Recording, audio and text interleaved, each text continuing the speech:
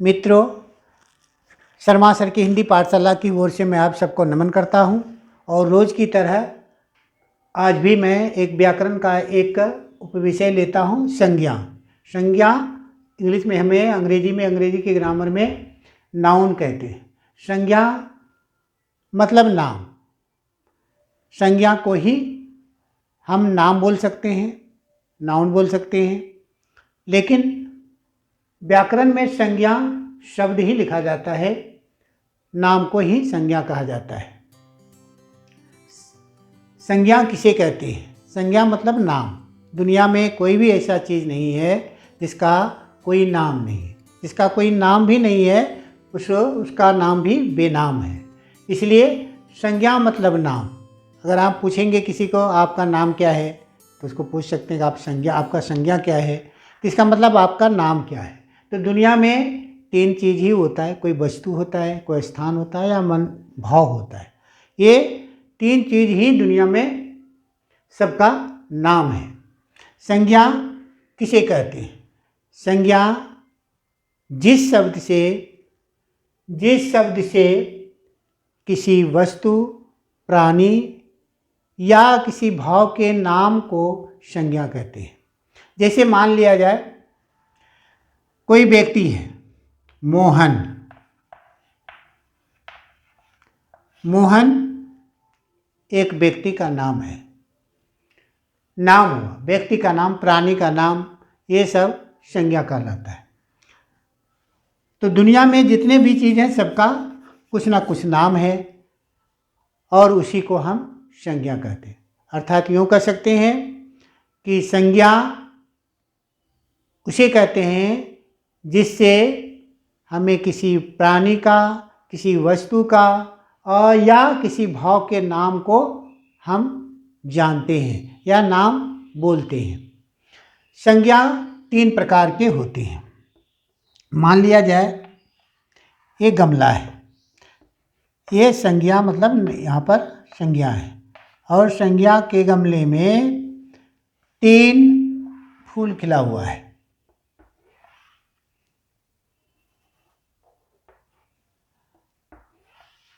पहला है जातिवाचक,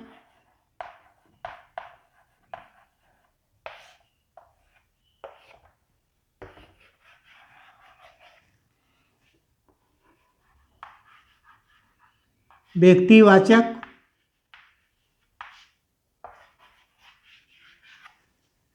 और तीसरा है भाववाचक।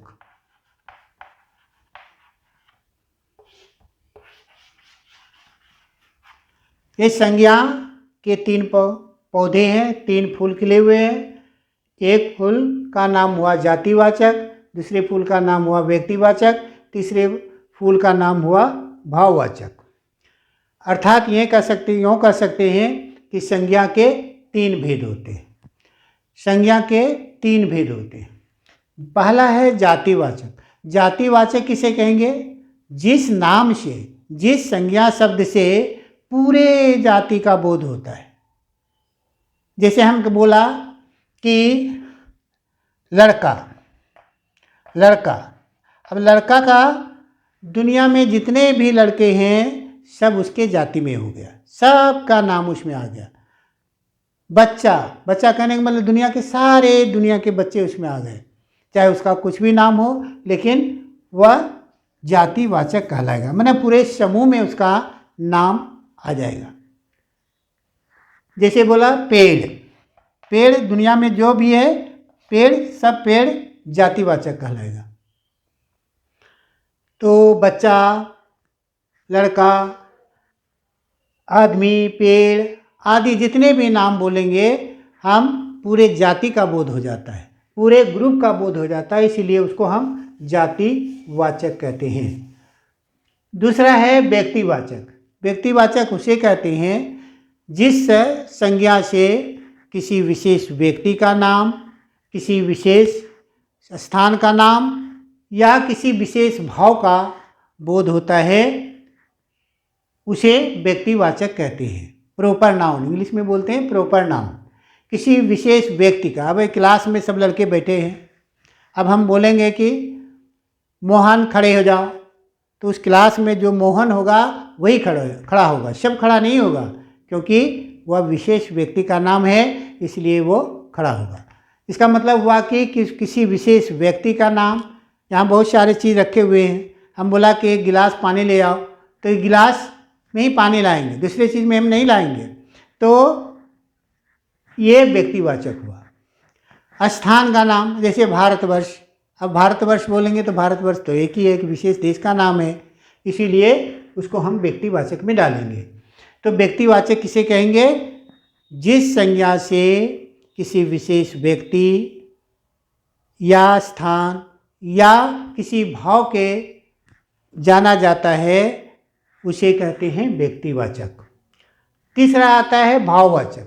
भाववाचक किसे कहते हैं? भाव का मतलब विचार, एक भावना, एक अनुभव का चीज़ है।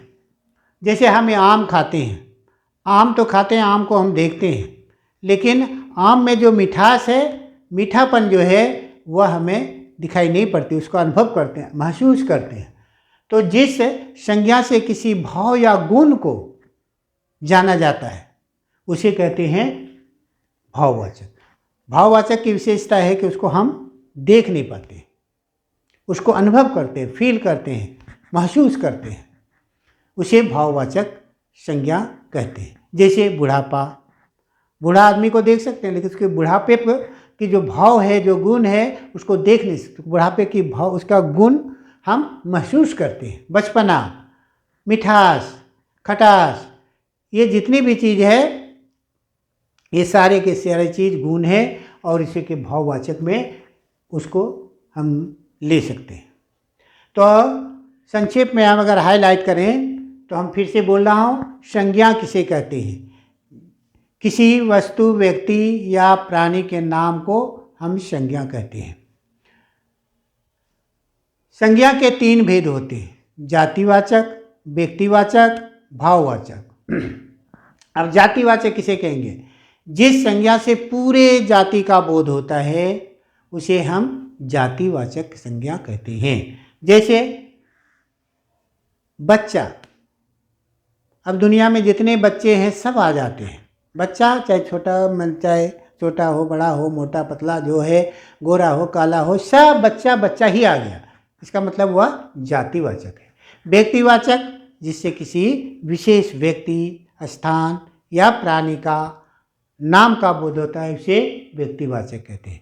जैसे रावण, राम, भारत, इंग्लैंड इत्यादि इत्यादि। अब आता है भाववाचक। भाववाचक जिस संज्ञा से हमें किसी वस्तु के भाव या गुण जाना जाता है उसे हम भाववाचक संज्ञा कहते हैं। जैसे बुढ़ापा, जवानी, बचपना, मिठास, खटास इत्यादि इत्यादि। तो ये संज्ञा का संक्षिप्त विवरण है। आज इतना ही करके मैं समाप्त कर रहा हूँ।